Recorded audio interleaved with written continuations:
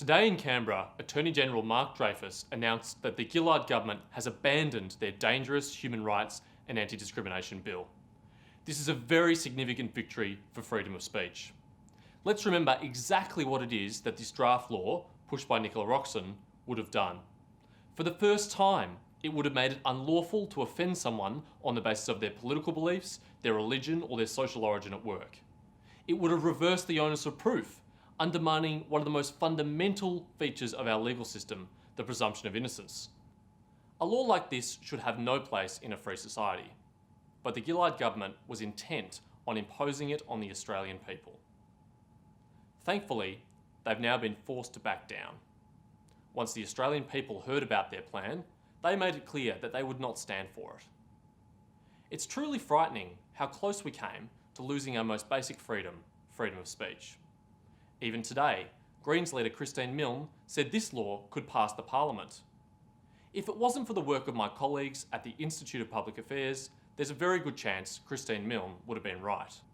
The IPA was the first to recognise that the threat this bill posed to freedom of speech.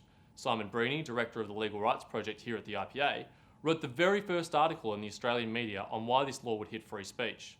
It was published in The Australian on the 23rd of November 2012, the same week Roxon released her draft law. Since then, many other groups have joined the IPA to criticise the law. But for the first 3 weeks after it was announced, only the IPA was out there defending freedom of speech. But the IPA could not have done this completely on our own. It was our members who provided us with the resources to win this fight. As of today, the IPA has 2,877 members. Without their support, we would not be able to do anything to defend freedom of speech. Although this is a major victory, it is just the first step in defending our rights.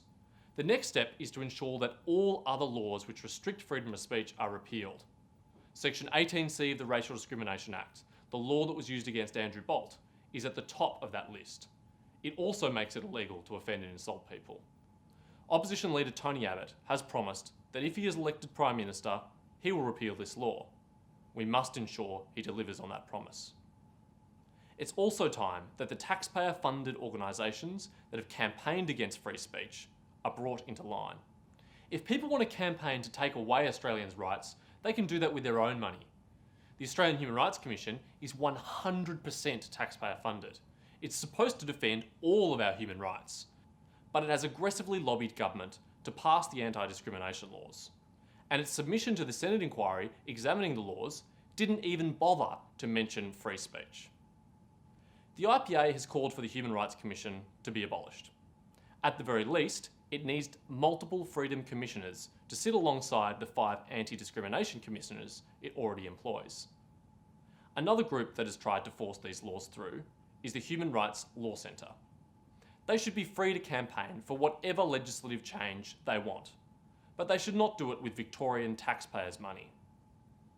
Finally, many state parliaments have enacted very similar laws across Australia. They must be weeded out and repealed too, as they pose just as serious a threat to our liberties.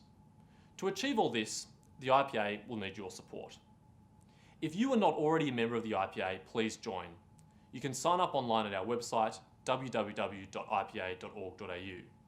If you're already a member, thank you. It is your membership fees and your donations that allow us to do this important work. This debate has drawn a clear line in the sand. The Australian people will not allow politicians to take away our freedom of speech. All of us must continue to keep the pressure on our elected representatives to make sure they don't forget it.